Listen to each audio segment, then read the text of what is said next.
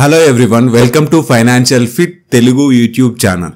ఈ వీడియోలో ఫోన్ పేలో మనం మన యొక్క క్రెడిట్ స్కోర్ని ఎలా తెలుసుకోవచ్చో ఒకసారి చూద్దాం.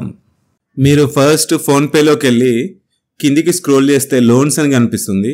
లోన్స్ మీద క్లిక్ చేస్తే కింద మీకు క్రెడిట్ స్కోర్ అని కనిపిస్తుంది.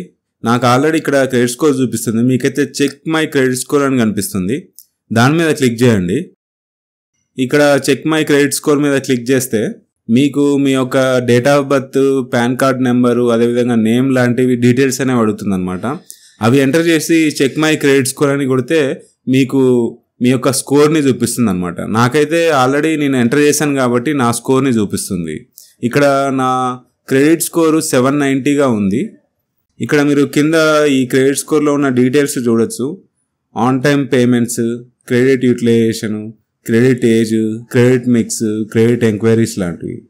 అదేవిధంగా కింద మీరు చూడొచ్చు ప్రొవైడెడ్ బై ఎక్స్పీరియన్ అంటున్నారు. ఇక్కడ ఎక్స్పీరియన్ అంటే ఇది కూడా ఒక క్రెడిట్ బ్యూరో అనమాట, సిబిల్ లాగానే. మోస్ట్ ఆఫ్ ద బ్యాంక్స్ సిబిల్నే కన్సిడర్ చేస్తాయి మీకు లోన్స్ ఇవ్వాలన్నా, క్రెడిట్ కార్డ్స్ ఇవ్వాలన్నా. సో ఎక్స్పీరియన్ క్రెడిట్ స్కోర్ని సెకండరీగా తీసుకుంటారు అనమాట. ఫస్ట్ వాళ్ళు చూసేది సిబిల్ స్కోరే. ఒకవేళ మీరు మీ యొక్క సిబిల్ స్కోర్ని చెక్ చేసుకోవాలి అని అనుకుంటే నేను ఆల్రెడీ ఒక ఫుల్ వీడియో నేను చేశాను. ఆ వీడియో లింక్ని కింద డిస్క్రిప్షన్లో ఇస్తాను. అదేవిధంగా మీరు పైన ఐ బటన్ మీద క్లిక్ చేసి కూడా ఆ వీడియో చూడొచ్చు.